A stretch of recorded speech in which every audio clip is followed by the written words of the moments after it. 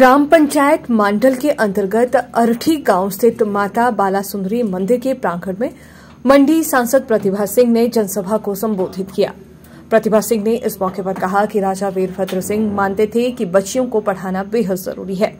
उन्होंने कहा कि जब बच्चियों को घर द्वार पर शिक्षा मिली तो बेटियां अच्छे और उच्च पदों पर जा पहुंची। वहीं प्रतिभा सिंह ने कहा कि इस बार बरसात में प्रदेश में बाढ़ की वजह से भारी क्षति हुई है। इस मौके पर पूर्व मंत्री प्रकाश चौधरी ने बाल विधानसभा क्षेत्र में अपने कार्यकाल में किए गए कार्यों का लेखा जोखा रखा। यहाँ के बहुत ही वरिष्ठ नेता पीरूराम चौधरी जी, उनके हर कार्य में, हर शादी ब्याह बच्चों के शादी कार्य में अवश्य उपस्थित होते थे और बल क्षेत्र का दौरा करते थे। प्रकाश चौधरी जी को सौभाग्य प्राप्त हुआ कि उनके कार्यकाल में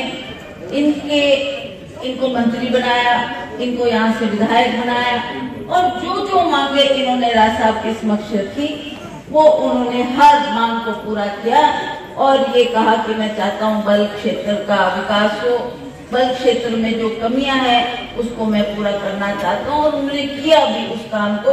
उसके लिए भी हम सदा उनको याद रखेंगे।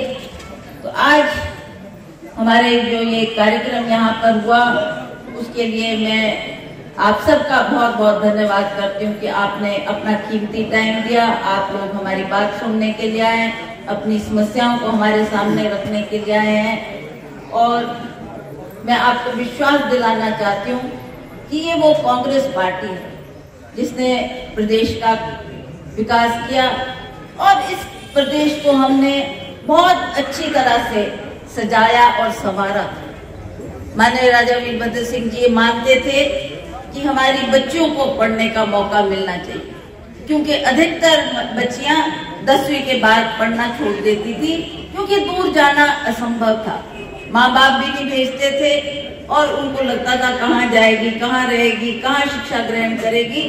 तो उस बात को ध्यान में रखते हुए उन्होंने जगह जगह जो ये 10+2 स्कूल दिए, आज हमारी बच्चियां घर बैठकर आज शिक्षा ग्रहण कर रही हैं। 10+2 करने के बाद कॉलेज का प्रावधान सरकार ने किया और उसमें उच्च शिक्षा प्राप्त करके आज अच्छे पदों पर हमारी बेटियां पहुंची है, जो कि बहुत ही गर्व की बात है। बहुत हमें भी खुशी होती है कि हमारी हिमाचल प्रदेश की लड़कियां, चाहे कोई IAS ऑफिसर बनी, चाहे कोई इंजीनियर बनी, डॉक्टर बनी, ये तभी संभव हो पाया जब उनको अच्छी शिक्षा प्राप्त हुई।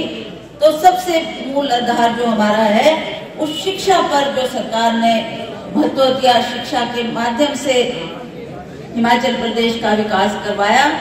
और अभी हाल में जो ये बाढ़ आई, उस वक्त हमको भी बहुत दुख हुआ, बहुत क्षति हुई हिमाचल प्रदेश की और जगह जगह, चाहे वो स्कूल की बिल्डिंग थी, चाहे करोड़ों रुपए की लागत से जो पुल बने थे, सड़कें बनी थी, बिजली पानी की व्यवस्था की थी और सरकार ने जगह जगह जो ये इमारतें खड़ी की थी वो कई जगह ध्वस्त हो गई और कई जगह क्षतिग्रस्त हो गई, जिसकी भरपाई करने के लिए मैंने ये प्रयास किया था कि मैं केंद्र में जाकर प्रधानमंत्री जी से बात करूं।